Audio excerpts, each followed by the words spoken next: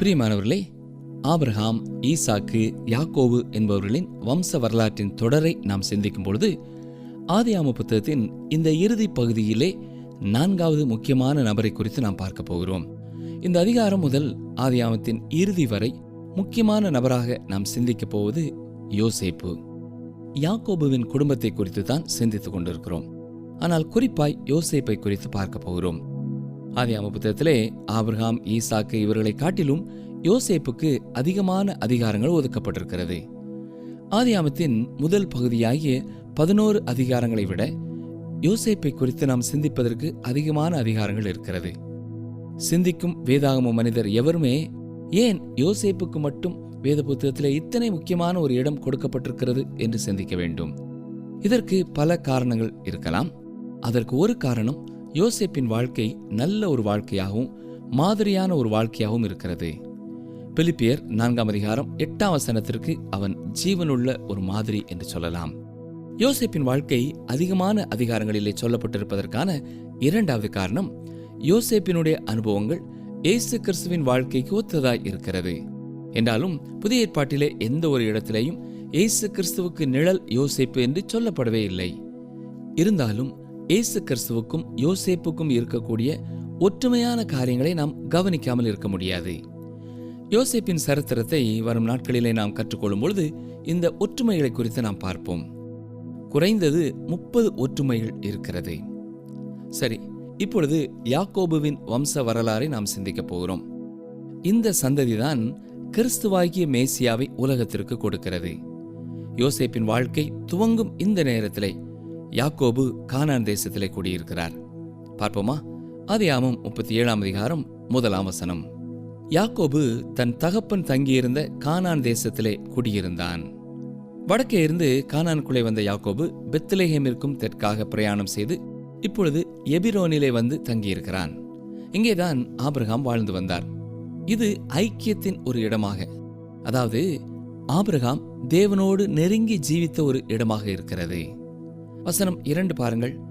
யாக்கோபுடைய சந்ததியின் வரலாறு. யோசேப்பு 17 வயதிலே தன் சகோதரருடனே ஆடுகளை மேய்த்து கொண்டிருந்தான். அந்த இளைஞன் பில்காள், சில்பாள் என்னும் தன் தகப்பனுடைய மறுமனையாட்டிகளின் குமாரரோடு இருந்து அவர்களுடைய துன்மார்க்கத்தை தன் தகப்பனுக்கு சொல்லி வருவான். அருமையானவர்களே, யாக்கோபுவின் குமாரர்களான யோசேப்பையும் பென்யமீனையும் தவிர மற்ற எல்லா குமாரர்களுமே பிரச்சனையானவர்களாய்த்தான் இருந்திருக்கிறார்கள். தேவன் கற்றுக் கொடுக்கும் பாடங்களை இந்த சகோதரர்கள் கற்றுக்கொள்வதற்கு மிக அதிகமான நாட்கள் ஆகிறது. கவனித்தீர்களா? இந்த அதிகாரத்திலே யாக்கோபுவின் முக்கியத்துவம் குறைந்து இப்பொழுது யோசேப்பை குறித்து நாம் சிந்திக்க துவங்குகிறோம். யோசேப்பிற்கு அப்பொழுது 17 வயதுதான் ஆகிறது. அருமையான வாலிப சகோதரனே, சகோதரியே, இந்த வாலிபனுடைய வாழ்க்கையை நாம் கற்றுக்கொள்ளும் பொழுது உங்களுக்கு பல பயனுள்ள சத்தியங்களை நீங்கள் அறிந்து கொள்ள முடியும். எனவே இந்த நிகழ்ச்சிகளை ஒரு நாளும் தவறாமல் தொடர்ந்து கேட்க உங்களை அன்போடு ஞாபகப்படுத்துகிறேன். ஆம், இந்த நிகழ்ச்சிகள் எல்லாம் நடக்கும் பொழுது யோசேப்பிற்கு வயது 17. வெளியே ஆடு மேய்க்க சென்றிருந்த யாக்கோபுவின் குமாரர்களிடத்திலே இவனே இளையவன். பென்யமீன் மிகவும் இளையவனாயிருந்தபடினாலே அவன் வீட்டிலே தான் இருக்கிறான். ஆடு மேய்க்க சென்றிருந்த யோசேப்பு தன் சகோதரர்களின் தவறான காரியங்களை தகப்பனாருக்கு அறிவிக்கிறான். அது மட்டுமல்ல, இவ்வாறு யோசேப்பு தங்கள் தகப்பனிடத்திலே போய் தங்கள் காரியங்களை கூறுவது அவர்களுக்கு விருப்பமில்லை. அவனை பார்த்து கோல் மூட்டி என்று சொல்லியிருப்பார்கள் இல்லையா? சரி, வசனம் 3 பாருங்கள்.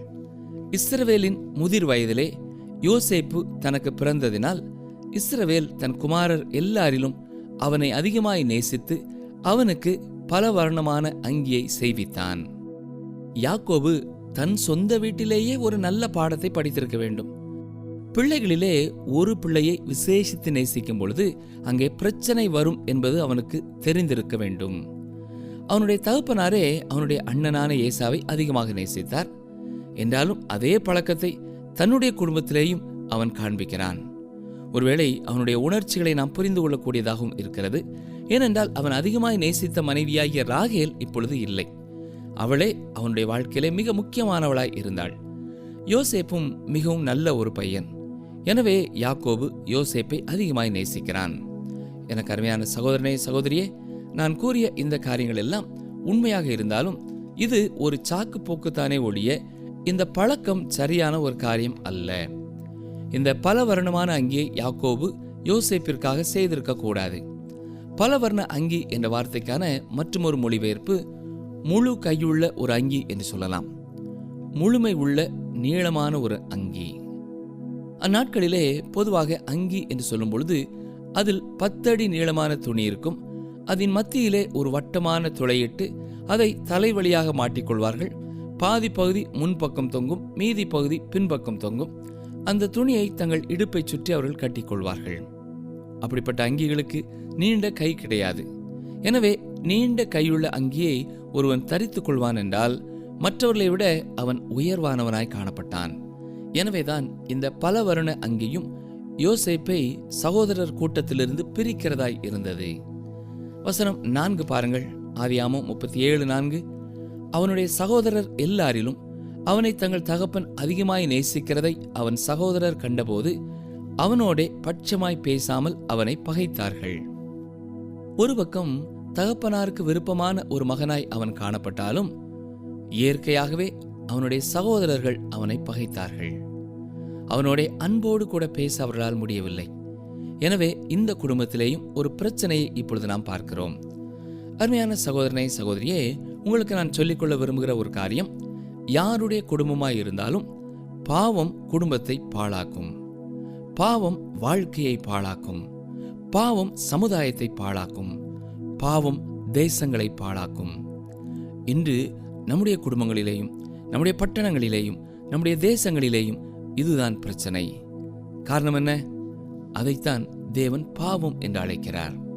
எனவே இங்கே நாம் பார்க்கிறது போல யோசேப்பு மற்றவர்களுடைய பகைக்கு ஆளானவனாகிறான். தகப்பனோ இவனை விசேஷித்து நேசிக்கிறான். ஆனால் சகோதரர்கள் விசேஷித்து பகைக்கிறார்கள். ஆதியாகமம் 37:5-6 வசனங்களை பாருங்கள். யோசேப்பு ஒரு சொப்பனம் கண்டு அதை தன் சகோதரருக்கு அறிவித்தான். அது நிமித்தம் அவனை இன்னும் அதிகமாய் பகைத்தார்கள். அவன் அவர்களை நோக்கி, நான் கண்ட சொப்பனத்தை கேளுங்கள். இங்கே யோசேப்பின் நடத்தையை எப்படி நாம் விளக்குவது? சகோதரர்கள் செய்யும் தவறுகளை எதற்காக இவன் போய் தகப்பனாரிடத்திலே சொல்லுகிறான்? இப்படி கூறுவதனாலே சகோதரர்கள் பகைக்கிறார்கள் என்பது தெரிகிறது. இருந்தாலும் ஏன் அவன் கூறுகிறான்? அருமையான சகோதரனை சகோதரியே, இந்த உலகம் எவ்வளவு கொடூரமானதாய் இருக்கிறது என்பதை அவன் அறியவில்லை. அவனுடைய சகோதரர்கள் எவ்வளவு கேடானவர்களாய் இருக்கிறார்கள் என்பது புரியவில்லை. சொல்லப்போனால் உலகம் தெரியாத ஒரு இளைஞனாய் இருக்கிறான். 17 வயது ஆனாலும் அவனுடைய உள்ளம் பாழாகவில்லை. உலகத்தின் வழிகளை அவன் அறிந்து கொள்வதற்கு மிக நீண்ட காலமாகிறது. என்றாலும் அவற்றையும் அவன் கற்றுக்கொள்கிறான். எந்த ஒரு மனிதனைப் போலவும் காலாகாலங்களிலே இந்த உலகம் எவ்வளவு கேடானது என்றும் ஒவ்வொரு மனிதர்களும் எவ்வளவு கேடானவர்களாய் இருக்கிறார்கள் என்பதையும் புரிந்து கொள்கிறான். ஆனால் அது இப்பொழுதல்ல, இன்னும் சற்று காலங்களுக்கு பின்னாலே. அருமையானவர்களே, இவ்வளவு காலமாக கூட யோசேப்பு எப்படி பாதுகாக்கப்பட்டான் என்பதை சற்றே எண்ணி பாருங்கள். அவனுடைய தகப்பனாகிய யாக்கோபு தனது முழு அன்பையும் ராகேல் மேலே வைத்திருந்தான். முதல் முறையாக அவளை சந்தித்த பொழுதே அவள் மேல் அன்பு கொண்டு அவளுக்காக 14 ஆண்டுகள் அவன் வேலை செய்தான். அவனுக்காக முதல் குழந்தையை அவள் பெற்றெடுக்கும் முன்பதாக எத்தனையோ ஆண்டுகளாகிவிட்டது. இறுதியாகத்தான் யோசேப்பு பிறக்கிறான். யோசேப்பு பிறந்தது யாக்கோபுவுக்கு எத்தனை பெரிய மகிழ்ச்சியாயிருந்திருக்கும் இல்லையா? ஆனால் இப்பொழுது ராகேல் மரித்து போய்விட்டாள். எனவே தனது அன்பு முழுவதையும் யோசேப்பின் மேலே அவன் காட்டுகிறான். அதை அவன் செய்திருக்க கூடாது. ஏனென்றால் அவனுக்கு இன்னும் அநேக குமாரர்கள் இருந்தார்கள். அவர்களையும் அவன் வளர்க்க வேண்டும். ஆனாலும் அவன் யோசேப்பை பட்சத்தோடே வித்தியாசமானவனாய் சிநேகிக்கிறான். தகப்பனின் அன்பே அவனது பாதுகாவலாயிற்று. சரி, ஆதியாகமம் 37:7-8 வசனங்களை பாருங்கள். அங்கே யோசேப்பு தான் கண்ட சொப்பனத்தை விவரமாக சொல்லுகிறான். நாம் வயலில் அறுத்த அரிகளை கட்டி கொண்டிருந்தோம். அப்பொழுது என்னுடைய அரிக்கட்டு நிமிர்ந்திருந்தது, உங்கள் அரிக்கட்டுகள் என் அரிக்கட்டை சுற்றி வணங்கி நின்றது என்றான். அப்பொழுது அவன் சகோதரர் அவனை பார்த்து, நீ எங்கள் மேல் துரைத்தனம் பண்ணுவாயோ, நீ எங்களை ஆளப்போகிறாயோ என்று சொல்லி அவனை அவன் சொப்பனங்களின் நிமித்தமும் அவன் வார்த்தைகளின் நிமித்தமும் இன்னும் அதிகமாய் பகைத்தார்கள். ஒருவேளை அவர்கள் பற்களை கடித்து கொண்டு அவன் மேல் எவ்வளவு எரிச்சலானார்கள் என்பதை எண்ணி பார்க்க முடிகிறதா? உண்மையாகவே அவன் மேலே பைத்தியமாயிருப்பார்கள். அவன் அவர்களை ஆளப்போகிறான் என்பதை அவர்களால் நம்ப முடியவில்லை. இருந்தாலும் அவனுக்கு அந்த சொப்பனம் வந்தபடினாலே அவனை அதிகமாய் பகைத்தார்கள். இந்த சொப்பனத்தோடு அவனுடைய சொப்பன கதை முடியவில்லை. மற்றொரு சொப்பனத்தையும் அவன் கண்டான். அதையும் அவனால் சொல்லாமல் இருக்க முடியவில்லை. பாருங்கள், வசனங்கள் 9 முதல் 11 வரை வாசிக்கிறேன். அவன் வேறொரு சொப்பனம் கண்டு தன் சகோதரரை நோக்கி, நான் இன்னும் ஒரு சொப்பனத்தை கண்டேன். சூரியனும் சந்திரனும் 11 நட்சத்திரங்களும் என்னை வணங்கினது என்றான். இதை அவன் தன் தகப்பனுக்கும் தன் சகோதரருக்கும் சொன்னபோது அவன் தகப்பன் அவனை பார்த்து, நீ கண்ட இந்த சொப்பனம் என்ன? நானும் உன் தாயாரும் உன் சகோதரரும் தரை மட்டும் குனிந்து உன்னை வணங்க வருவோமோ என்று அவனை கடிந்து கொண்டான். அவன் சகோதரர் அவன் மேல் பொறாமை கொண்டார்கள். அவன் தகப்பனோ அவன் சொன்னதை மனதிலே வைத்துக் கொண்டான். இந்த சொப்பனத்தையும் அவன் சொன்னபொழுது அவன் என்ன சொல்ல வருகிறான் என்பதை அவர்கள் புரிந்து கொள்கிறார்கள். அருமையானவர்களே, இதே காரியத்தை வெளிப்படுத்தின விசேஷம் 12ஆம் அதிகாரம் 1ஆம் வசனத்திலையும் நாம் வாசிக்கிறோம். அங்கே சூரியனை அணிந்திருந்த ஒரு பெண்ணை குறித்து நாம் பார்க்கிறோம். சந்திரன் அவள் கால்களின் கீழே இருக்கிறது. அவளுடைய தலையிலே 12 நட்சத்திரங்களை உடையவளாய் இருக்கிறாள். இது எதை காட்டுகிறது? இஸ்ரவேல் தேசத்தை தான் இது குறிக்கிறது. இப்பொழுது யோசேப்பின் சகோதரர்கள் இஸ்ரவேலின் குமாரர்களை குறித்து, அதாவது தங்களை குறித்து தான் அவன் சொல்லிக் கொண்டிருக்கிறான் என்பதை புரிந்து கொள்கிறார்கள். இங்கே இஸ்ரவேல் தேசத்தின் ஆரம்ப காலங்களை நாம் பார்க்கிறோம். ஆதி ஆமத்திலே இஸ்ரவேல் தேசம் ஒரு மொட்டாயிருக்கிறது. அந்த பூவானது வேத புத்தகம் முழுவதிலேயும் மெதுவாக விரிந்து வருகிறதாய் இருக்கிறது. இங்கே ஒரு மொட்டை தான் பார்க்கிறோம். இது வெளிப்படுத்தின விசேஷம் வரை முழுவதும் திறந்து கொள்ளப் போகிறதில்லை. பிந்தி பூக்கும் ஒரு பூவாய் இருக்கிறது. ஆனால் அருமையானவர்களே, அது நிச்சயமாய் ஒரு நாள் மலரப் போகிறது. இது தெளிவாக சொல்லப்பட்டிருக்கிறது என்பதை நாம் புரிந்து கொள்ள வேண்டும். இதை குறித்து எந்த கற்பனையும் நாம் செய்ய தேவையில்லை. எப்பொழுது அது நமக்கு விளங்கும் என்று திகைக்க தேவையில்லை. யாக்கோபு அவன் கூறியதை சரியாக புரிந்து கொண்டான். என்றாலும் நானும் உன் தாயாரும் உன் சகோதரரும் தரை மட்டும் குனிந்து உன்னை வணங்க வருவோமோ என்று கடிந்து கொள்கிறான். இப்பொழுது இவர்களுக்கு யோசேப்பு சொல்லக்கூடிய பதில் எல்லாம் ஆம், அதுதான் அந்த சொப்பனம் என்று சொல்லியிருப்பான். இதை அவன் விளக்கி கூற விரும்பவில்லை. ஏனென்றால் அதுதான் அந்த சொப்பனத்தின் கருத்து. அவனது சகோதரர்களும் அதை அவ்வளவு பெரிதாக எடுத்துக்கொள்ளவில்லை. அது நடைபெற முடியுமா என்று கூட அவர்கள் சிந்தித்திருக்க மாட்டார்கள். அவர்களை பொறுத்தமட்டிலேயும் அது முடியாத ஒரு காரியம். அவர்களுக்கு தெரியும், அவர்களிலே எந்த ஒரு சகோதரனும் யோசேப்பிற்கு முன்னாலே போய் வணக்கம் செய்ய போவதில்லை என்பதை அறிந்திருந்தார்கள். என்றாலும் யாக்கோபு அவன் சொன்ன அந்த சொப்பனத்தை எல்லாம் தன் மனதிலே வைத்துக் கொண்டான் என்று பார்க்கிறோம். ஆதியாகமம் 37:12 பாருங்கள். பின்பு அவன் சகோதரர் சீகேமிலே தங்கள் தகப்பனுடைய ஆடுகளை மேய்க்க போனார்கள். அருமையானவர்களே, இந்த காலகட்டத்திலே யாக்கோபுவும் அவன் குடும்பமும் எபிரோனிலே தங்கியிருக்கிறார்கள். இது எருசலேமிலிருந்து 20-25 மைல்களுக்கு தெற்கே இருக்கிறது. சீகேமானது எருசலேமிற்கு வடக்கே இருக்கிறது. எனவே யாக்கோபின் அந்த குமாரர்கள் ஆடுகளை மேய்க்கும்படியாக வீட்டை விட்டு மிக தூர இடத்திற்கு செல்கிறார்கள். அந்த முழு பகுதிகளிலேயும் இவர்கள் தங்கள் ஆடுகளை மேய விட்டார்கள் என்று பார்க்கிறோம். வசனம் 13 பாருங்கள். அப்பொழுது இஸ்ரவேல் யோசேப்பை நோக்கி, உன் சகோதரர் சீகேமிலே ஆடுகளை மேய்க்கிறார்கள் அல்லவா, உன்னை அவர்களிடத்துக்கு அனுப்ப போகிறேன், வா என்றான். அவன் இதோ போகிறேன் என்றான். அருமையான சகோதரனே, சகோதரியே, ஒரு வாலிபனாக இருந்தாலும் தகப்பனார் ஒரு கட்டளை கொடுத்தவுடனேயே சரி போகிறேன் என்று உடனே கீழ்ப்படியும் ஒருவனாய் இருக்கிறான். வசனம் 14 பாருங்கள். அப்பொழுது அவன், நீ போய் உன் சகோதரருடைய சேமம் எப்படி என்றும் ஆடுகள் எப்படி இருக்கிறது என்றும் பார்த்து எனக்கு மறு செய்து கொண்டு வா என்று அவனுக்கு சொல்லி எபிரோன் பள்ளத்தாக்கிலே இருந்து அவனை அனுப்பினான். அந்தபடியே அவன் சீகேமுக்கு போனான். கவனித்தீர்களா? யோசேப்பு எபிரோனிலிருந்து சீகேம் வரை பிரயாணமாய் புறப்பட்டு போகிறான். அவன் சீகேமிலே போய் சேர்ந்த பொழுது தனது சகோதரர்கள் எங்காவது இருக்கிறார்களா என்று சுற்றும் முற்றும் பார்க்கிறான், தேடி அலைகிறான்.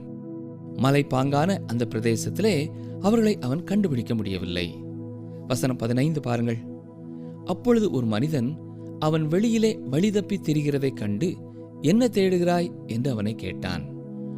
அங்கே கூடாரமிட்டிருந்த ஒரு மனிதன், பல சமயங்களிலே அவனுடைய கூடாரத்தை தாண்டி தாண்டி இந்த பக்கமும் அந்த பக்கமும் யோசேப்பு போய் வருவதை பார்த்துவிட்டு அவனை பார்த்து என்ன தேடுகிறாய் என்று கேட்கிறான். வசனங்கள் 16, 17 பாருங்கள். அதற்கு அவன், என் சகோதரரை தேடுகிறேன், அவர்கள் எங்கே ஆடு மேய்க்கிறார்கள் சொல்லும் என்றான். அந்த மனிதன், அவர்கள் இவ்விடத்திலிருந்து போய்விட்டார்கள், தோத்தானுக்கு போவோம் என்று அவர்கள் சொல்ல கேட்டேன் என்றான். அப்பொழுது யோசேப்பு தன் சகோதரரை தொடர்ந்து போய் அவர்களை தோத்தானிலே கண்டுபிடித்தான். தோத்தான் என்பது சீகேமுக்கும் வடக்கே தூரமான ஒரு இடம். இங்கே ஆடுகளுக்கு ஏற்ற புல்வெளி காணப்பட்டபடியினாலே அவ்வளவு தூரமாய் அவர்கள் போய்விட்டார்கள். இறுதியாக யோசேப்பு அவர்களை கண்டுபிடித்து விட்டான். பாருங்கள், ஆதியாகமம் 37ஆம் அதிகாரம் 18 முதல் 20 வசனங்களை வாசிக்கிறேன்.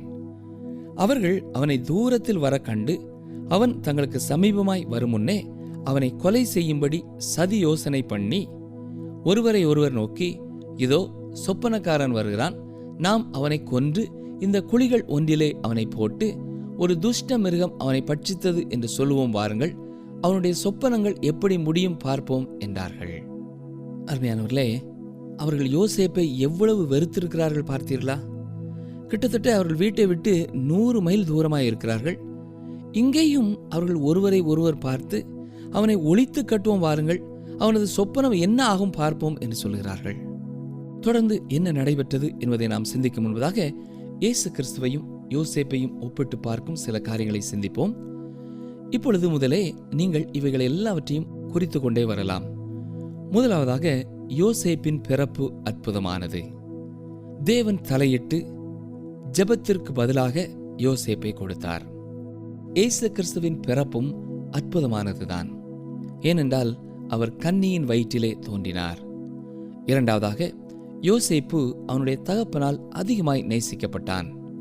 ஆண்டவராகிய இயேசு கிறிஸ்துவும் பிதாவினாலே அதிகமாய் நேசிக்கப்பட்டார். இவர் என்னுடைய நேசகுமாரன் என்று வெளியரங்கமாய் அறிக்கையிட்டார். மூன்றாவதாக, யோசேப்பு தனது பல வருண அங்கியினாலே மற்றவர்களிடத்திலிருந்து பிரிக்கப்பட்டவனாய் விசேஷித்தவனாய் காணப்பட்டான். இயேசு கிறிஸ்துவும் மற்றவர்களை விட்டு வேறு பிரிக்கப்பட்டவராய் இருந்தார். காரணம் என்ன என்றால், அவர் பாவம் இல்லாதவர், பாவங்களிலிருந்து அவர் பிரிக்கப்பட்டவராய் இருந்தார். நான்காவதாக, யோசேப்பு தன் சகோதரர்களுக்கு மேலே ஆளுகை செய்வேன் என்று கூறினான். இயேசு கிறிஸ்துவும் தன்னை மேசியாவாக காண்பித்தார். எப்படி அன்று யோசேப்பின் செய்தியை அவர்கள் ஏளனம் செய்தார்களோ, அதுபோல இயேசு கிறிஸ்துவும் ஏளனம் செய்யப்பட்டார். எனவேதான் சிலுவையிலே அவர் அடிக்கப்படும் பொழுதும் நசரேயனாகிய இயேசு யூதருடைய ராஜா என்று எழுதினார்கள். யோசேப்பு தகப்பனாரால் சகோதரரிடத்திலே அனுப்பப்பட்டான். இயேசு கிறிஸ்துவும் தன் சகோதரரிடத்திலே அனுப்பப்பட்டவர். இயேசு கிறிஸ்து காணாமல் போன இஸ்ரவேல் வீட்டாருக்காகவே முதலாவது அனுப்பப்பட்டார். ஆறாவதாக, எந்த காரணமும் இல்லாமல் யோசேப்பு தன் சகோதரரால் பகைக்கப்பட்டான். இயேசு கிறிஸ்துவும் எந்த காரணமும் இல்லாமல் சகோதரரால் பகைக்கப்பட்டார். நிகழ்ச்சியை கேட்ட எனக்கு அருமையான சகோதரனை, சகோதரியே, வாலிப தம்பியே, தங்கையே, இந்த 17 வயதான யோசேப்பை குறித்து வேதத்திலே பல அதிகாரங்கள் சொல்லப்பட்டிருக்கிறது. எனவே யோசேப்பினுடைய வாழ்க்கை நம் ஒவ்வொருவருக்கும் மிக முக்கியமான ஒரு மாதிரியான வாழ்க்கை. எனவே ஆரம்பம் முதல் அவனுடைய வாழ்க்கையை மிக கவனமாக நாம் கவனித்து கற்று அறிந்து அதன் மூலமாய் கர்த்தர் நம்மோடு பேசும் காரியங்களுக்கு கீழ்ப்படிய வேண்டும். இன்று நாம் வாசித்த பகுதியிலே 17 வயதானாலும் கள்ளம் கபடு இல்லாமல் மற்றவர்கள் செய்யும் தவறு அவனுடைய உள்ளத்திலே அவனை காயப்படுத்தினபடினாலே தான் அதை தகப்பனாருக்கு அறிவிக்கிறவனாய் அவன் காணப்பட்டான் என்பதை பார்த்தோம். அடுத்ததாக, யோசேப்பு சகோதரரால் எவ்வளவு பகைக்கப்பட்டாலும் அவனிடத்திலே அவர்கள் பட்சமாய் பேசவில்லை என்றாலும் அதை அவன் பெரிதாக எடுத்துக்கொள்ளவில்லை. அதை குறித்து துக்கப்படவில்லை. ஏனென்றால் அவனுடைய இருதயம் கர்த்தரோடு சரியானதாய் இருந்தது. எனவேதான் தன் சகோதரர்களை போய் பார்க்கும்படியாக அனுப்பப்பட்ட பொழுதும் எந்த மறு உத்தரவும் சொல்லாமல் மகிழ்ச்சியோடையே புறப்பட்டு போகிறான். மூன்றாவதாக, யோசேப்பு தனக்கு தேவன் வெளிப்படுத்திய சொப்பனத்தை கள்ளம் கபடில்லாமல் தனது பெற்றோருக்கும் சகோதரருக்கும் கூறுகிறான். ஒருவேளை அவன் கூறியது இன்னது என்று அவன் அறியாவிட்டாலும் மற்றவர்கள் அதை குறித்து என்ன பேசினாலும் எதை குறித்தும் அவன் வாதிடவில்லை. அவனுக்கு கொடுக்கப்பட்ட சொப்பனத்தை அறிவித்தான், அவ்வளவுதான். அது மட்டுமல்ல, வாலிப வயதிலே இருந்த யோசேப்பு தகப்பனாருக்கு கீழ்ப்படிந்து தன்னை பகைக்கும் சகோதரர்களுக்கும் நன்மை செய்யும்படியாக புறப்பட்டு போகிறான். எனக்கு அருமையான சகோதரனே, சகோதரியே, நம்மில் எத்தனை பேர் நம்மை பகைக்கும் சகோதர சகோதரிகளையும் நேசித்து அவர்களுக்கும் உதவி செய்ய ஆயத்தமுள்ளவர்களாக இருக்கிறோம் என்பதை சற்றே எண்ணி பார்ப்போம். ஜெபிப்போமா? எங்களை நேசிக்கிற எங்கள் நல்ல ஆண்டவரே, யோசேப்பின் வாழ்க்கையை கற்றுக்கொள்ள துவங்கி இருக்கிற எங்கள் ஒவ்வொருவருடைய வாழ்க்கையிலையும் நாங்கள் யோசேப்பினுடைய வாழ்க்கையின் மூலமாய் கற்றுக்கொள்ள வேண்டிய மகத்தான பாடங்களை விட்டுவிடாமல் கற்றுக்கொள்ள, கருத்தாய் கற்றுக்கொள்ள, நீர் கற்றுக் கொடுக்கும் காரியங்களுக்கு கீழ்ப்படிய எங்களுக்கு உதவி செய்ய வேண்டும் என்று கெஞ்சுகிறோம். இன்றைக்கும் யார் யார் தங்கள் சகோதரர்களோடு சகோதரிகளோடு நல்மனம் பொருந்துவோம் என்று தீர்மானிக்கிறார்களோ அவர்களுக்கு தேவையான மன தாழ்மையையும், அவர்களுக்கு தேவையான தைரியத்தையும், அவர்களுக்கு தேவையான வார்த்தைகளையும், அவர்களுக்கு தேவையான நல்ல வாய்ப்புகளையும் கர்த்தர் தாமே தந்தரல வேண்டும் என்று கெஞ்சுகிறோம். இயேசு கிறிஸ்துவின் இன்ப நாமத்தினாலே தாழ்மையோடு ஜெபிக்கிறோம் பிதாவே, ஆமென்.